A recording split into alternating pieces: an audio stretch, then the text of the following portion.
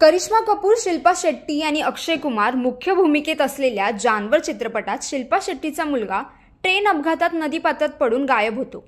तो अक्षय कुमारला भेटतो आणि अक्षय कुमार अर्थातच चित्रपटातील बाबू लोहार या मुलाचा सांभाळ करतो। बरीच वर्ष शिल्पा शेट्टी त्या मुलाच्या शोधात असते आणि शेवटी तिला तिचा हरवलेला मुलगा मिळतो। चित्रपटांमध्ये अनेकदा आपण बघतो की कधी-कधी आई वडिलांना आपलं मूल नकोसं असतं, पण ते मूल मंदिरात सोडून निघून जातात।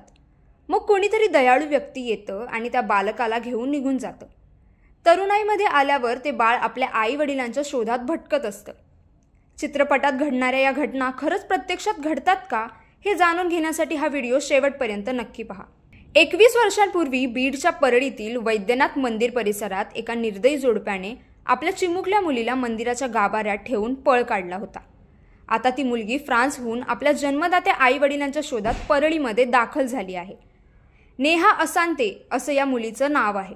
फ्रान्समधील असांते कुटुंबाने नेहाचे सांत्वन आणि जबाबदारी घेतली आणि तिला मोठं केलं।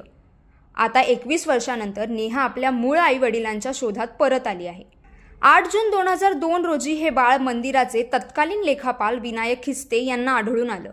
यानंतर तिला बालकाश्रम पंढरपूर आणि प्रीतम मंदिर पुणे या संस्थांमध्ये दाखल करण्यात आलं।